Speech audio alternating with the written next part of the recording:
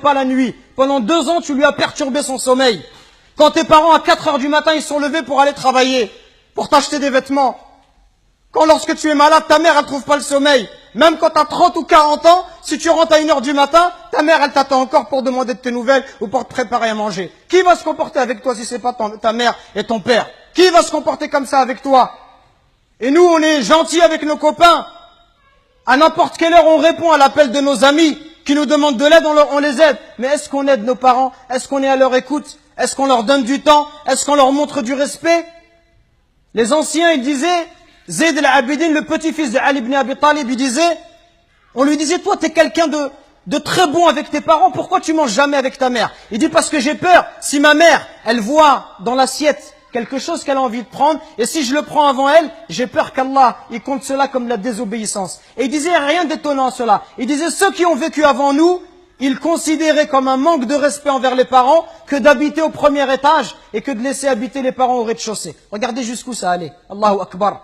Le simple fait d'être au-dessus de sa mère, au premier étage de sa mère, au rez-de-chaussée, ils considéraient ça comme un manque de respect. Et d'autres chez les Sahaba, ils disaient, quand il y avait un scorpion qui est rentré dans un trou, il a mis sa main et il s'est fait piquer. On lui dit, pourquoi tu mets ta main alors qu'il y a un scorpion? Il dit, parce que j'ai peur que ce scorpion il sorte et qu'il ne pique ma mère. Regardez le respect. Et regardez aujourd'hui l'attitude des enfants envers les parents. Regardez ne serait-ce que le regard, les yeux.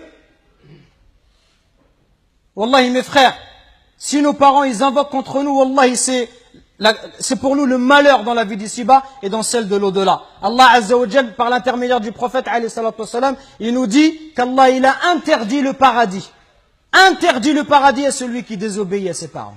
Donc attention mes frères, à ne pas causer du tort à nos parents, à ne pas leur manquer de respect, mais soyons plutôt à leur écoute, soyons plutôt bons, miséricordieux pour eux. Et ceux qui doivent le plus profiter de notre générosité, de notre douceur, notre bonté, notre bon comportement, les premiers à profiter de cela, ça doit être nos parents.